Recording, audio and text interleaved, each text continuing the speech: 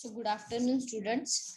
सो यहाँ पे हम देख रहे थे कि यहाँ पे अभी मैं इंस्टीट्यूशनल जो मैनेजमेंट है उसका नाम लेते हुए अभी थोड़ा एमएनटी का देख रही हूँ, क्योंकि इंस्टीट्यूशनल मैनेजमेंट का हमारा ऑलमोस्ट पूरा हो चुका है। सिर्फ लास्ट जो मॉड्यूल है उसमें जो रेसिपीज वगैरह दी हुई है, ठीक है, तो वो क्वांटिटी में प्रिपेयर करना है।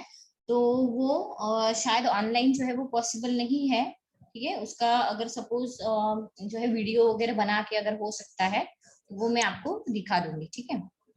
तो यानी उतना यानी 15 सर्विंग आपको करनी पड़ती है, पर वो वहां पे अभी वो उतना तो मैं नहीं दिखा पाऊंगी, ठीक है। तो 1 सर्विंग हम हो सके तो देख लेंगे, ठीक है।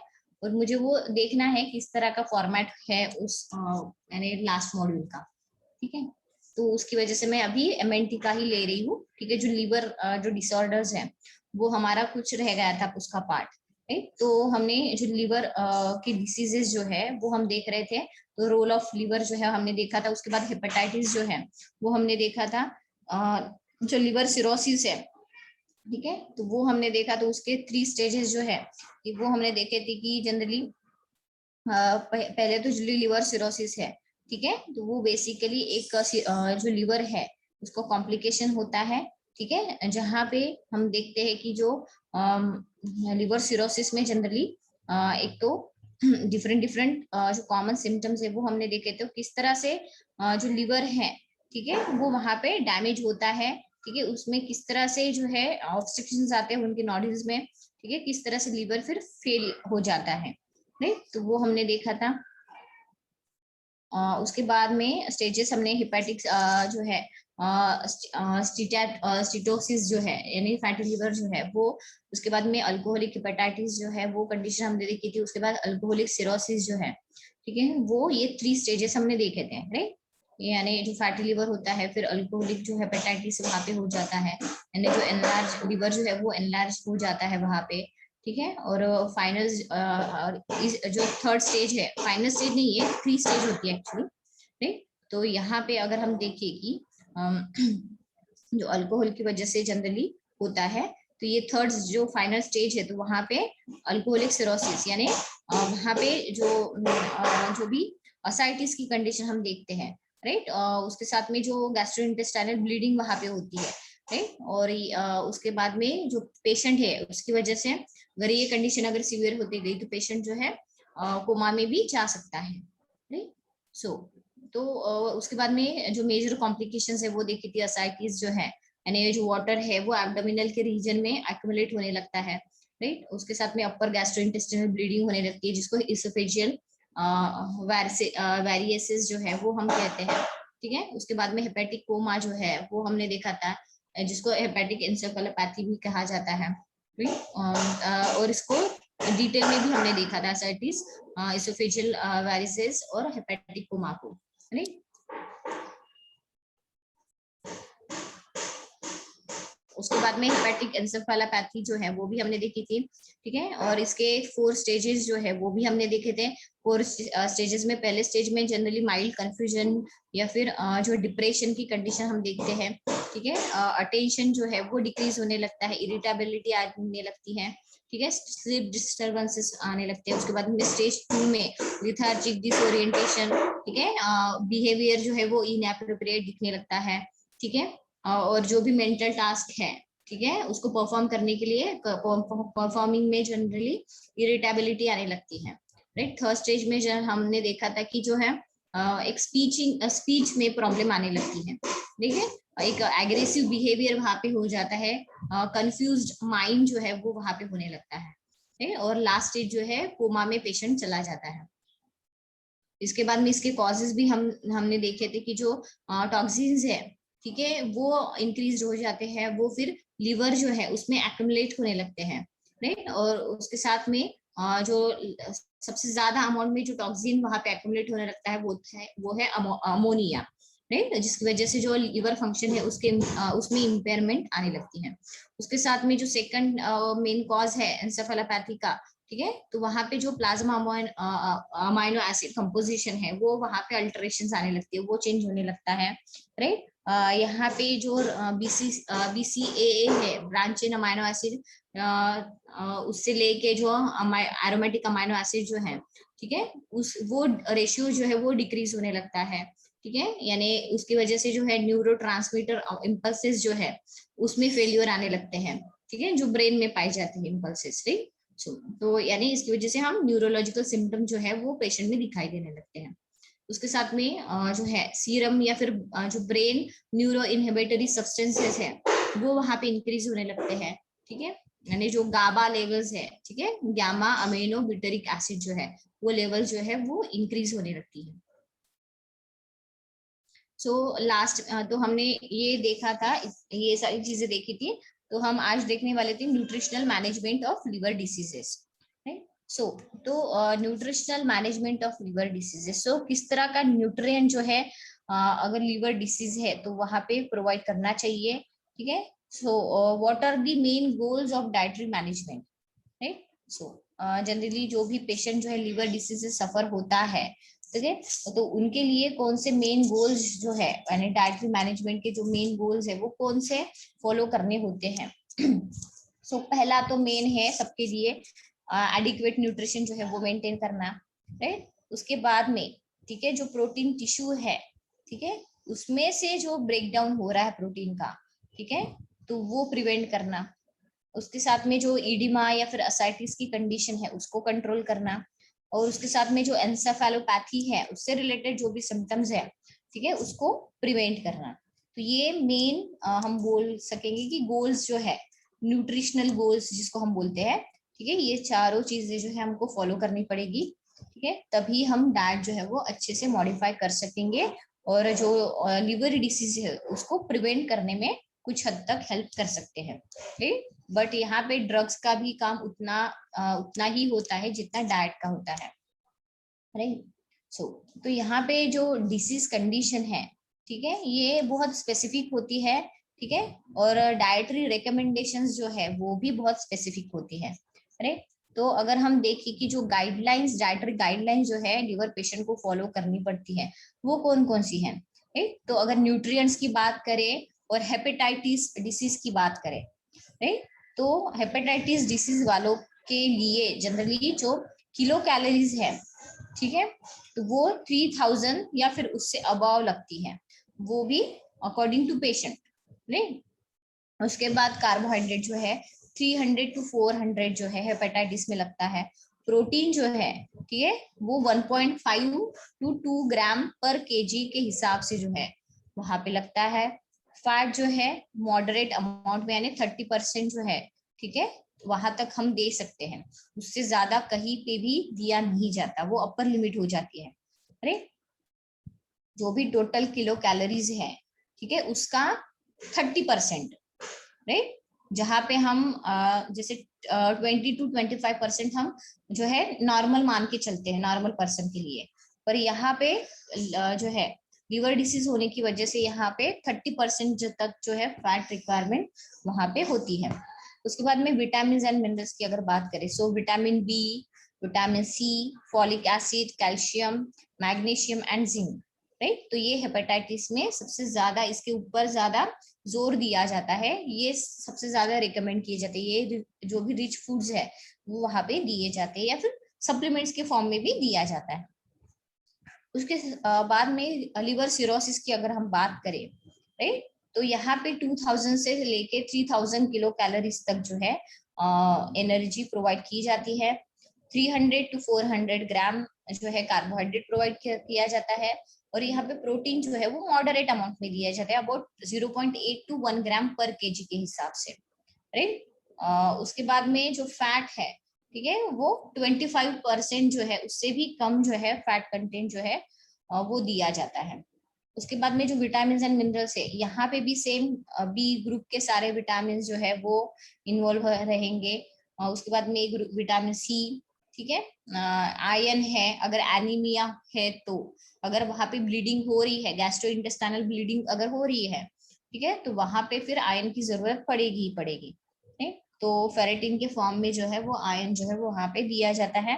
फेरस जो हम कहते हैं हमारे न्यूट्रिटिव वैल्यू के टेबल में भी आप पुराने न्यूट्रिटिव वैल्यू के टेबल में भी फेरस नाम से ही दिया जाता था आयन, ठीक है, और अभी आयन जो है वो प्रॉपरली वहां पे दिया होता है, या फिर आपने देखा होगा कि Fe करके वहां पे दिया होगा, राइट। तो सो उसके बाद में कैल्शियम, मैग्नीशियम एंड जिंक, नहीं। उसके बाद में जो एंसेफेलोपैथी है उसमें जो किलो कैलोरीज वो कम हो जाती है, तो अबाउट 1800 तक किलो कैलोरीज जो है प्रोवाइड की जा सकती है। उसके बाद में कार्बोहाइड्रेट जो है उसकी रिक्वायरमेंट यहाँ पे बढ़ जाती है अबाउट 450 जो है ग्राम तक जो है हम वहाँ पे कार्बोहाइड्रेट प्रोवाइड करते हैं। उसके बाद जो प्रोटीन है, ठीक है, तो यहाँ पे प्रोटीन जो है 0.5 ग्राम से भी कम जो है वो वहां पे दिया जाता है ना। अगर ग्राम्स में उसको अगर देखें तो 20 to 40 ग्राम तक जो है प्रोटीन जो है वो वहां पे दिया जाता है, नहीं? और हेपेटाइटिस में 100 ग्राम तक जो है प्रोटीन दिया जाता है। उसके बाद में फैट जो है, ठीक है, तो यहाँ पे एंसेफेलोपैथी के केस में अगर हम देखें सो इनिशियली जो है फैट का रेस्ट्रिक्शंस जो है वो वहां पे लगता है, यानी जैसे जो फैट है, ठीक है, स्लोली वहां पे इंक्रीज किया जाता है, धीरे धीरे वहां पे इंक्रीज किया जाता है, ठीक है।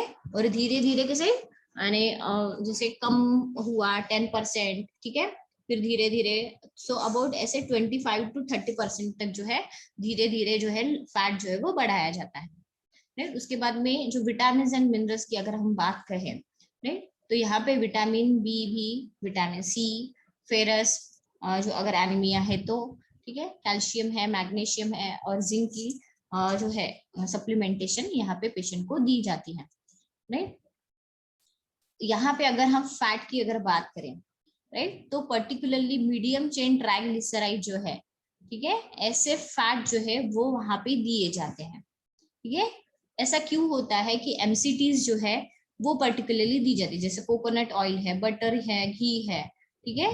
अगर इन सब में जैसे अगर एमसीटी जनरली कोकोनट ऑयल में ज्यादा रहता है, तो वो कोकोनट ऑयल अगर यहाँ पे ऐड करते हैं तो क्यों ऐड किया जाता है एमसीटीज, ठीक है, क्योंकि वो जो भी एमसीटीज होते हैं वो लॉन्ग चेन फैटी एसिड्स के कंपैरिजन में जनरली इजीली जो है यानी मोर डाइजेस्टिबल होते हैं, राइट। और हम बोल सकते हैं कि जो फैटी इन्फिल्ट्रेशन है, ठीक है, तो वो वहां पे डिक्रीज करते हुए दिखाई देते हैं एमसीटीज, राइट।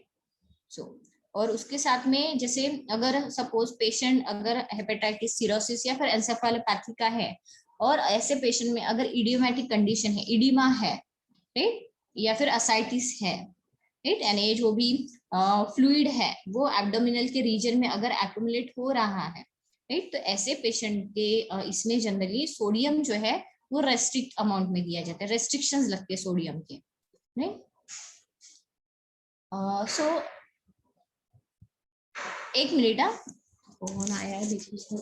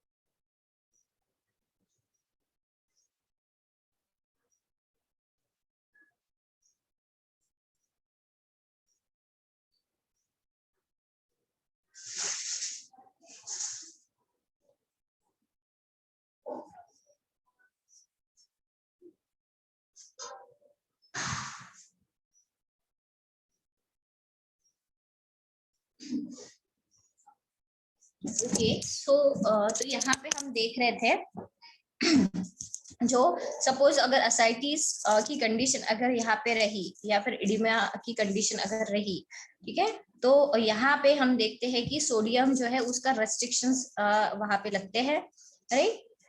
उसके साथ में जो जैसे वायरल हेपेटाइटिस है, ठीक है, अगर उसको अगर हम देखें तो जो भी डाइटरी रिकमेंडेशन है वो किस तरह की होंगी वायरल हेपेटाइटिस के लिए, राइट। तो यहाँ पे हम देखते हैं कि जैसे कार्बोहाइड्रेट है वो वहां पे इंक्रीज वे में दिया जाता है, प्रोटीन या जो है वो इंक्रीज वे में दिया जाता है, और फैट जो है वो मॉडरेट अमाउंट में दिया जाता है वायरल अगर हेपेटाइटिस रहा तो, सो उसके साथ में जो विटामिन एंड मिनरल्स है उसके सप्लीमेंटेशन दिए जाते हैं, सो जो रिक्वायरमेंट जो है इंडिविजुअल की जो भी न्यूट्रिएंट की, ठीक है, तो वो किस तरह से है तो हम अभी अगर देखेंगे, ठीक है। सो जैसे कार्बोहाइड्रेट है, ठीक है, तो यहाँ पे कार्बोहाइड्रेट जो है, ठीक है, तो इंक्रीज वे में देना यानी लिबरल अमाउंट में देना। इंक्रीज वे में कोई भी ज्यादा चीज जो है वो टॉक्सिक हो सकती थी, इंक्रीज वे में यहाँ पे कहना वही है कि लिबरल अमाउंट में, राइट।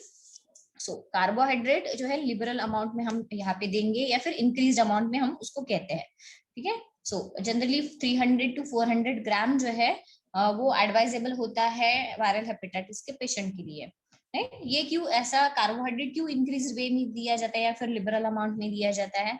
सो जनरली हम देखते हैं कि जो प्रोटीन है, ठीक है, तो उसका एंडोजीनियस ब्रेकडाउन होता है जब भी एनर्जी की नीड हमारे बॉडी को जरूर लगती है, इंक्रीज वे में हो जाती है, ठीक है। तो हमारी बॉडी क्या होती है एनर्जी के लिए प्रोटीन के ऊपर डिपेंडेंट होती है, रहने लगती है, ठीक है, अगर कार्बोहाइड्रेट अगर प्रोवाइड ना हो, राइट। तो उस केस में जैसे लीवर अगर वहां पे जो है अफेक्टेड है, राइट, तो ऑब्वियस है वहां पे जो भी प्रोसेसेस है उसमें प्रॉब्लम्स आएंगी, राइट।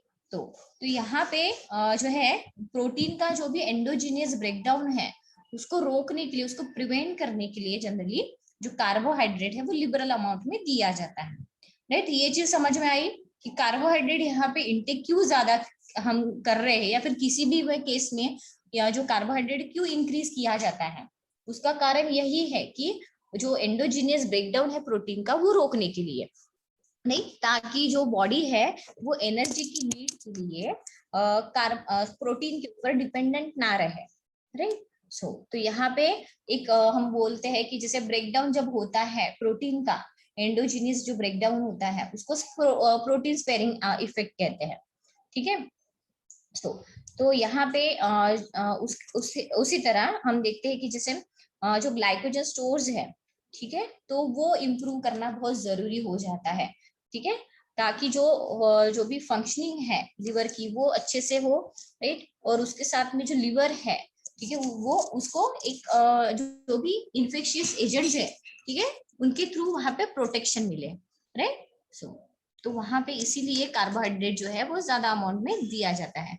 जो कैलोरी इनटेक जो है, ठीक है, पर्टिकुलरली अडल्ट के लिए तो कितना एडवाइजेबल है, तो about 35 to 40 kilo calories per kg ideal body weight के हिसाब से वहां पे जो है कार्बोहाइड्रेट जो है वो दिया जाता है, राइट। उसके बाद में जो हम देखते हैं, ठीक है, कि जैसे एज पर रिक्वायरमेंट है, ठीक है, जो डिजायरेबल बॉडी वेट है वो मेंटेन करने के लिए, ठीक है, तो 35 to 40 kilo calories per kg जो है आइडियल बॉडी वेट जो है वहां पे नीड लगता है, राइट। उसके बाद में प्रोटीन्स की अगर बात करें, सो मॉडरेट अमाउंट में प्रोटीन जो है इंटेक जो है हमारे डाइट में होना चाहिए, कि वो क्यों उसकी नीड क्यों होती है, तो एक तो जो निगेटिव नाइट्रोजन बैलेंस है उसको प्रिवेंट करने के लिए, ठीक है,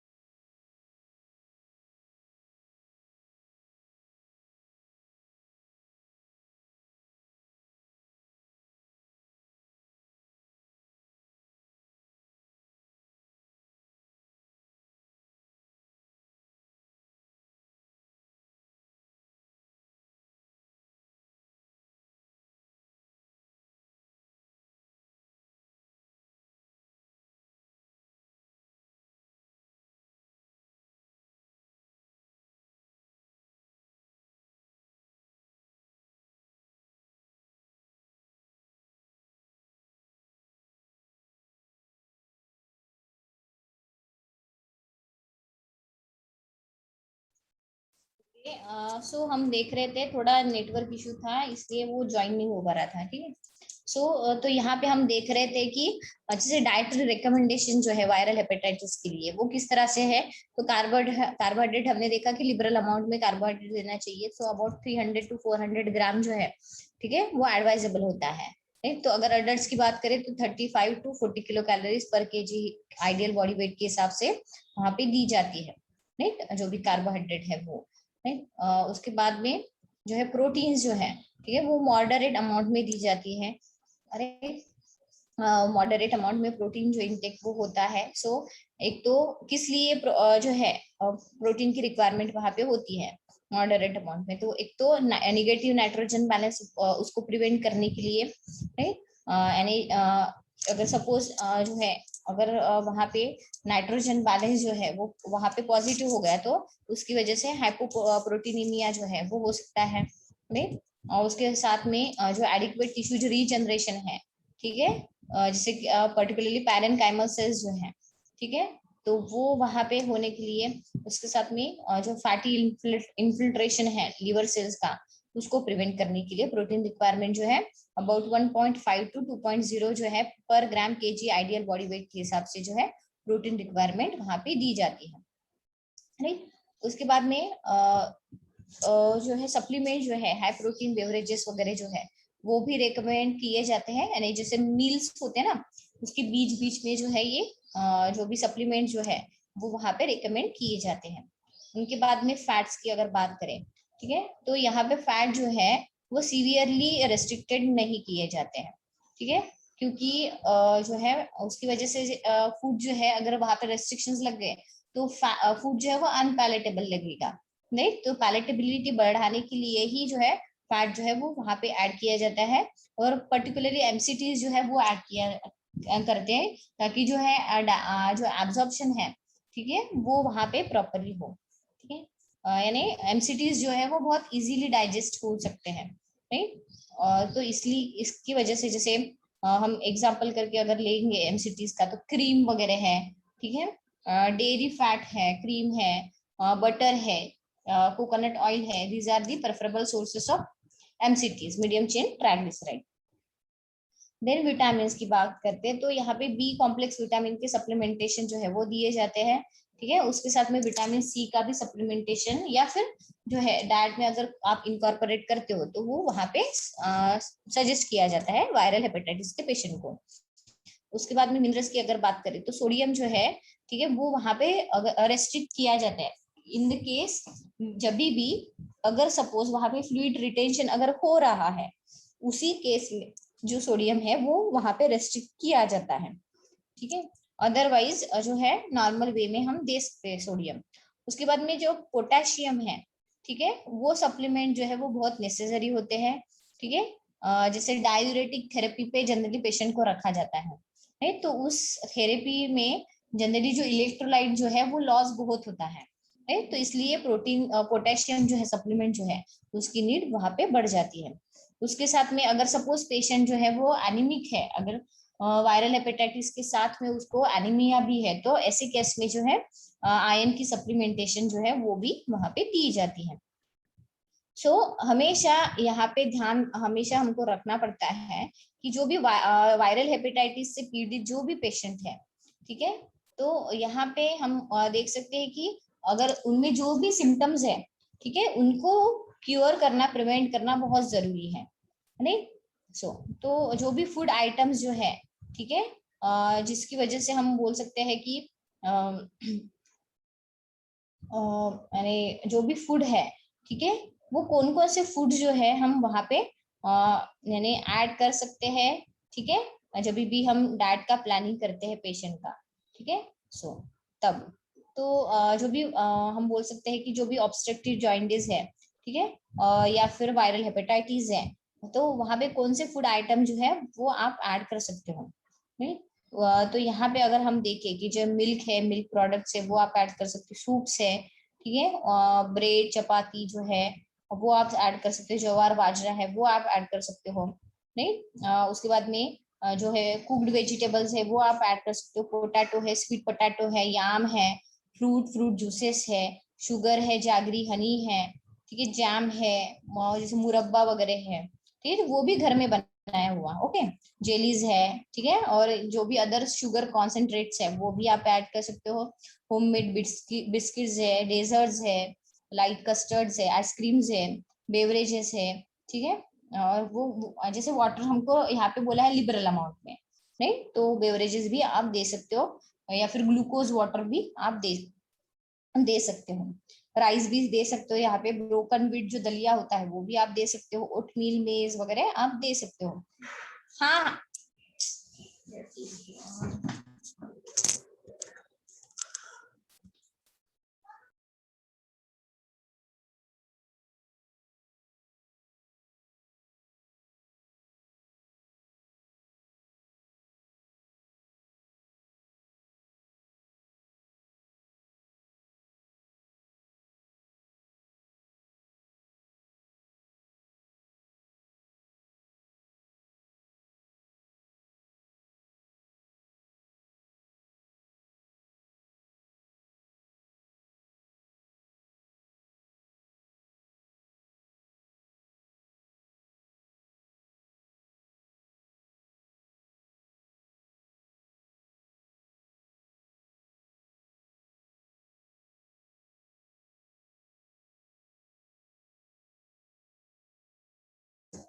आधा मतलब क्लास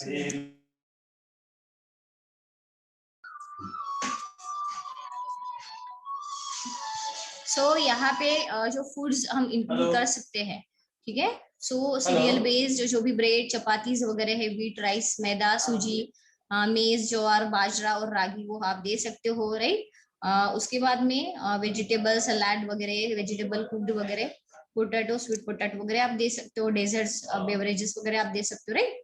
उसके बाद में फूड्स जो अवॉइड करने हैं वो कौन कौन से हैं, तो होल पल्सेस जो है, दाल जो है वो आपको अवॉइड करनी है, जो बीन्स वगैरह है वो, रेड मीट है, जो हाई फैट ऑर्गन मिल्स है, मीट्स है, राइट, वो आपको अवॉइड करनी है।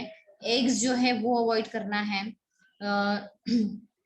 जो भी फ्राइड फूड्स है, राइट, वो आपको अवॉइड करना है। बटर जो है वो वहाँ पे रेस्ट्रिक्शंस लगानी है, भले ही वहाँ पे एमसीटीज होती है पर बटर की रेस्ट्रिक्शंस आपको वहाँ पे लगानी पड़ती है, राइट। उसके बाद में क्योंकि फैट की भी हम रेस्ट्रिक्शंस वहां पे लगा रहे हैं, भले ही वहां पे बोला जा रहा है पर 30% से ज्यादा हम नहीं दे सकते, राइट। उसके बाद में नट्स एंड ऑयल सीड जो है वो अवॉइड करना है। Dry fruits, condiments and spices वगैरह वो भी टोटली अवॉइड करने हैं, राइट। पापड़ चटनी पिकल्स, ठीक है, ये अवॉइड करना है। स्ट्रॉन्ग टी या फिर कॉफी जो है वो भी वहां पे अवॉइड करना है।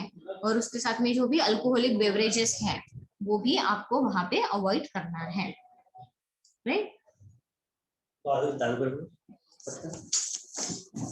हाँ, उसने बताया नहीं मेरे को।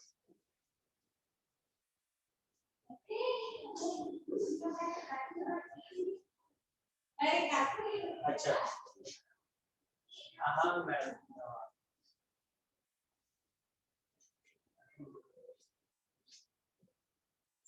वो 2000 उसमें 3 महीने सब। ओके, सो उसके बाद में अगर डाइटरी रिकमेंडेशन की बात करें लिवर सिरोसिस के लिए, राइट, तो यहाँ पे जो है high carbohydrate diet, moderate amount में प्रोटीन और लो फैट डाइट जो है वो एडवाइजेबल होता है, राइट। उसके बाद में अगर हम देखें कि जो लिवर सिरोसिस है तो वहाँ पे जो है जो भी विटामिन और मिनरल की सप्लीमेंटेशन है वो भी वहां पे दी जाती है, राइट। जैसे एनोरेक्सिया की कंडीशन ऐसे पेशेंट में, लिवर सिरोसिस के पेशेंट में पीक पे होती है, राइट। तो यहाँ पे ऐसे कुछ फीडिंग्स है जहाँ पे मॉडरेट पोर्शन जो है जनरली फीडिंग्स के वहां पे दी जाती है, जो फ्रीक्वेंट मील्स हम बोलते हैं, यानी 6 to 8 फीडिंग्स जो है वो वहां पे दी जाती है, राइट। जो डाइट है, ठीक है, जनरली उसमें जैसे एक प्रोग्रेशन वहां पे चाहिए होता है, जैसे यानी हमको एकदम से सॉलिड फूड जो है वो इंट्रोड्यूस नहीं करने होते हैं। हम कैसे वहां पे डाइट जो है नीड जो है वो किस तरह से प्रोग्रेसिव वे में हम वहां पे इंट्रोड्यूस करेंगे।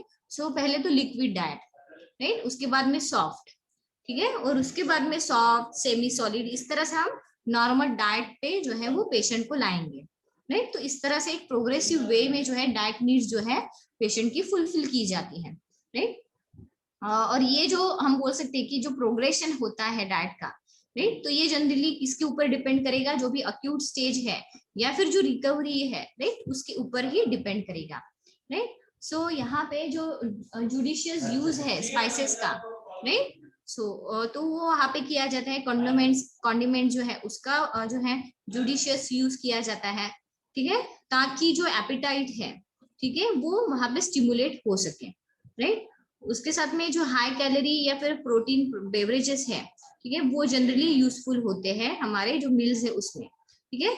अगर कॉम्प्लिकेशंस जो है, ठीक है, अगर हमको दिखाई दे रहे हैं एंसेफेलोपैथी से रिलेटेड, राइट, लिवर सिरोसिस में, ठीक है, उसके कॉम्प्लिकेशंस अगर लगता है कि नहीं लिवर सिरोसिस का पेशेंट जो है कोमा में चला जाएगा, तो यहाँ पे जो है जो प्रोटीन जो है वहां पे नीड जो है उसकी लो हो जाती है, राइट। उसके साथ में फैट जो है, ठीक है, वो भी वहां पे लेस क्वांटिटी में दिया जाता है, ठीक है, यानी वहां पे जो है एक ग्रेजुअल इंक्रीज जो है फैट में, ठीक है, वो वहां पे होना चाहिए। एकदम से फैट जो है आप 30% नहीं दे सकते, ठीक है, आपको धीरे धीरे आपको जो है 10% से लेके, ठीक है, धीरे धीरे आपको इंट्रोड्यूस करवाना है वहां पे फैट, राइट। सो तो यहाँ पे हम देख सकते हैं कि उसी तरह यानी जैसे प्रोग्रेसिव वे में आप देते हो तो उसकी वजह से ये जो सब्जेक्ट जो है वहां पे इम्प्रूव होने लगता है, राइट। उसके बाद में जो न्यूट्रिशन केयर है वो मेंटेन होनी चाहिए, वो जो है इम्प्रूव होनी चाहिए, और जो न्यूट्रिशनल स्टेटस है